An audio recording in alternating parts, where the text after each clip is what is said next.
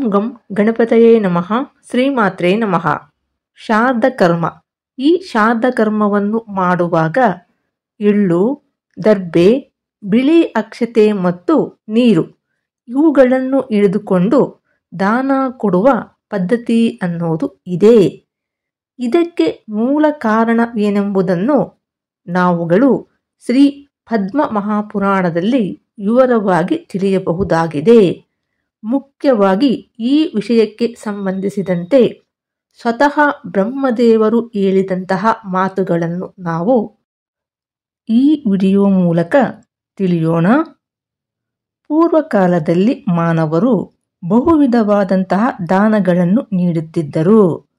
ಆದರೆ ದುಷ್ಟರಾದಂತಹ ದೈತ್ಯರು ಅಲ್ಲಿ ಪ್ರವೇಶ ಮಾಡಿ ಬಲಾತ್ಕಾರವಾಗಿ ಆ ದಾನಗಳನ್ನು ತಾವೇ ಸ್ವೀಕರಿಸುತ್ತಿದ್ದರು. ಆಗ ದೇವತೆಗಳು ಮತ್ತು ಪಿತೃಗಳು ಬ್ರಹ್ಮದೇವರ ಬಳಿಗೆ ಹೋಗಿ ಹೀಗೆ ನಿವೇದಿಸಿಕೊಂಡರು. ದೇವೋತ್ತಮ, ಈ ದುಷ್ಟರಾದ ದೈತ್ಯರು ನಮ್ಮಯ ಕಣ್ಣೆದುರೇ ನಾವು ನೋಡುತ್ತಿರುವಂತೆಯೇ ಮಾನವರು ಕೊಟ್ಟಂತಹ ದಾನಗಳನ್ನು ಅಪಹರಿಸುತ್ತಿದ್ದಾರೆ.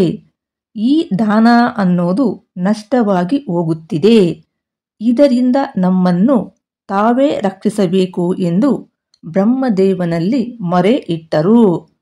ಆಗ ಬ್ರಹ್ಮದೇವರು ದೀರ್ಘ ವಿಚಾರ ಮಾಡಿ ಒಂದು ಉಪಾಯವನ್ನು ಹುಡುಕಿ ತೆಗೆದರು. ಕುಶಪಾಣಿ ಸದಾ ತ್ರಿಶ್ರೇಷ್ಠತ್ ಬ್ರಾಹ್ಮಣೋದಂಬ ವರ್ಜಿತಃ ಸಾನಿತ್ಯಂ ಹಂತಿ ಪಾಪಾನಿ ತೂಲರಾಶಿ ಮಿವಾನಲಃ ಸ್ನಾನೇ ಓಮೆ ಜಪೇ ದಾನೇ ಸ್ವಾದಾಯೇ ಪಿತೃಕರ್ಮಣಿ ಕರೌ ಸದೌರ್ಭ ಕುರ್ವೀತ ತಥಾ ಸಂಧ್ಯಾಭಿವಾದನೆ. ಇದರ ಭಾವಾರ್ಥ ಏನು ಅಂದರೆ, ದೇವತೆಗಳಿಗೆ ಬಿಳಿ ಅಕ್ಷತೆ, ನೀರು ಸಹಿತವಾಗಿ ನಾವುಗಳು ದಾನ ಕೊಡಬೇಕು.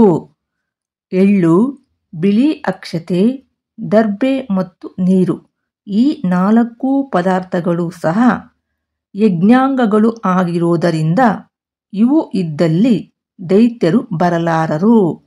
ಇವು 4 ಕೂಡ ಪರಮ ಪವಿತ್ರ ಪದಾರ್ಥಗಳು ಆಗಿವೆ.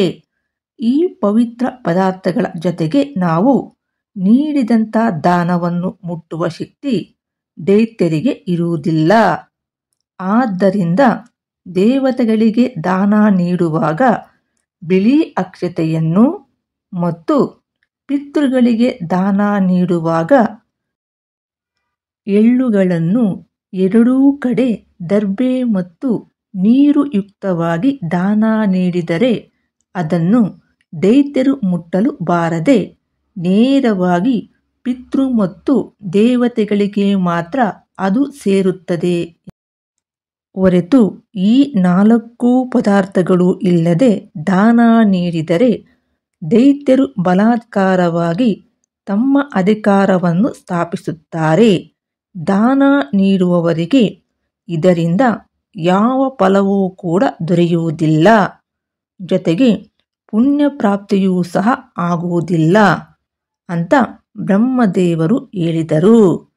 ಆದ್ದರಿಂದ ಶಾಸ್ತ್ರದಲ್ಲಿ ಈ ಎಳ್ಳು, ಅಕ್ಷತೆ, ದರ್ಬೆ, ನೀರು ಈ 4 ವಸ್ತುಗಳ ಸಹಿತವಾಗಿ ದೇವಕಾರ್ಯ, ಪಿತೃಕಾರ್ಯ ಮಾಡಬೇಕೆಂದು ಕಡ್ಡಾಯ ಮಾಡಿದ್ದಾರೆ.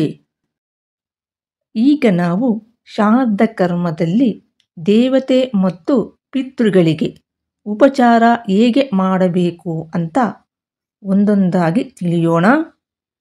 ಈ ಶ್ರಾದ್ದ ಕರ್ಮಗಳಲ್ಲಿ ದೇವತೆಗಳ ಮತ್ತು ಪಿತೃಗಳ ಉಪಚಾರ ಕ್ರಮದಲ್ಲಿ ಕೆಲವೊಂದು ವ್ಯತ್ಯಾಸಗಳು ಅನ್ನೋವು ಇವೆ. ಅವುಗಳಲ್ಲಿ ನಾವುಗಳು ಸರಿಯಾಗಿ ತಿಳಿದುಕೊಂಡು ಕಾರ್ಯಪ್ರವೃತ್ತರಾಗುವುದು ಒಳಿತು.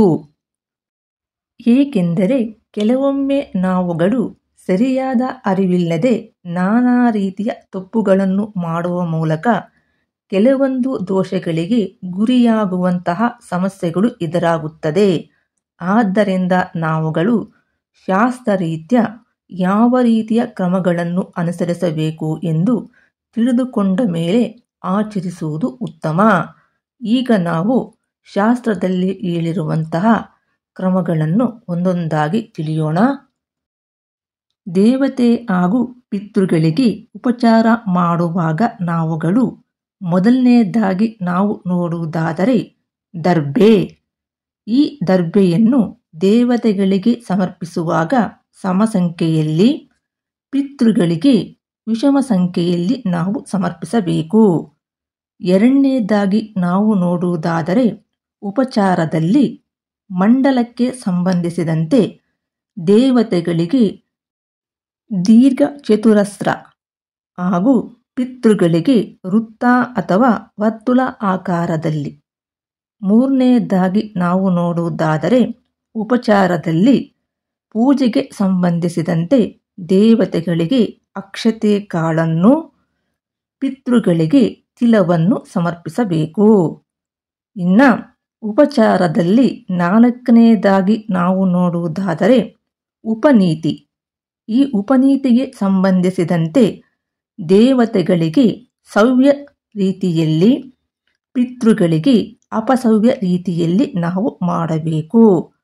ಇನ್ನು ಐದನೇದಾಗಿ ನಾವು ನೋಡುವುದಾದರೆ ಪಾತ್ರೆ ಮತ್ತು ದಕ್ಷಿಣೆ ವಿಷಯಕ್ಕೆ ಸಂಬಂಧಿಸಿದಂತೆ ದೇವತೆಗಳಿಗೆ ಸುವರ್ಣವನ್ನು, ಪಿತೃಗಳಿಗೆ ರಜತವನ್ನು ನಾವು ಸಮರ್ಪಿಸಬೇಕು. ಇನ್ನು ಉಪಚಾರದಲ್ಲಿ ಆರನೆಯದಾಗಿ ಚಲನ, ಅಂದರೆ ದೇವತೆಗಳಿಗೆ ಪ್ರದಕ್ಷಿಣಾಕಾರವಾಗಿ, ಪಿತೃಗಳಿಗೆ ಅಪ್ರದಕ್ಷಿಣಾಕಾರವಾಗಿ ನಾವು ಮಾಡಬೇಕು. ಇನ್ನು ಉಪಚಾರ ಮಾಡುವಾಗ ಏಳನೆಯದಾಗಿ ಅರ್ಪಣೆ. ದೇವತೆಗಳಿಗೆ ಸ್ವಾಹಾಕಾರದಲ್ಲಿ, ಪಿತೃಗಳಿಗೆ ಸ್ವಾದಾಕಾರದಲ್ಲಿ ನಾವು ಅರ್ಪಣೆಯನ್ನು ಮಾಡಬೇಕು. ಉಪಚಾರದಲ್ಲಿ ಎಂಟನೆಯದಾಗಿ ತೀರ್ಥ. ದೇವತೆಗಳಿಗೆ ದೇವತೀರ್ಥ, ಪಿತೃಗಳಿಗೆ ಪಿತೃತೀರ್ಥ. ಇನ್ನು ಉಪಚಾರದಲ್ಲಿ ಒಂಬತ್ತನೆಯದಾಗಿ ಬ್ರಾಹ್ಮಣರು. ದೇವತೆಗಳಿಗೆ ಇಬ್ಬರು ಅಥವಾ ಒಬ್ಬರು ಬ್ರಾಹ್ಮಣರು, ಪಿತೃಗಳಿಗೆ ಮೂವರು ಅಥವಾ ಒಬ್ಬರು ಬ್ರಾಹ್ಮಣರು. ಈ ರೀತಿಯಾಗಿ ನಾವು ಶಾಸ್ತ್ರರೀತ್ಯ ಉಪಚಾರವನ್ನು ಮಾಡಬೇಕಾಗುವುದು. ಇದನ್ನು ಅರಿತು ಮಾಡಿದರೆ ನಮಗೆ ಒಳಿತಾಗುವುದು. ಪ್ರತಿಯೊಬ್ಬರೂ ಸಹ ಇದನ್ನು ಅರಿತು ದೇವ ಕಾರ್ಯ ಹಾಗೂ ಪಿತೃ ಕಾರ್ಯಗಳನ್ನು ಆಚರಿಸುವುದು ಸಕಲ ವಿಧದಲ್ಲಿಯೂ ಕೂಡ ಶ್ರೇಷ್ಠ. ಜೊತೆಗೆ ಈ ದೇವ ಕಾರ್ಯ ಹಾಗೂ ಪಿತೃ ಕಾರ್ಯದಲ್ಲಿ ಏನನ್ನು ಅರ್ಪಿಸಬೇಕು, ಯಾವ ರೀತಿ ಉಪಚಾರ ಮಾಡಬೇಕು ಎಂದು ಅರಿತುಕೊಂಡೇ ಮಾಡಬೇಕು. ಸದ್ಯಕ್ಕೆ ಈ ವಿಡಿಯೋನ ಇಲ್ಲಿಗೆ ಮುಗಿಸಿ ಮತ್ತೊಂದು ವಿಶೇಷವಾದ ಮಾಹಿತಿಯೊಂದಿಗೆ ಇನ್ನೊಂದು ವಿಡಿಯೋದಲ್ಲಿ ಮತ್ತೆ ನೋಡೋಣ. ನಮಸ್ಕಾರ.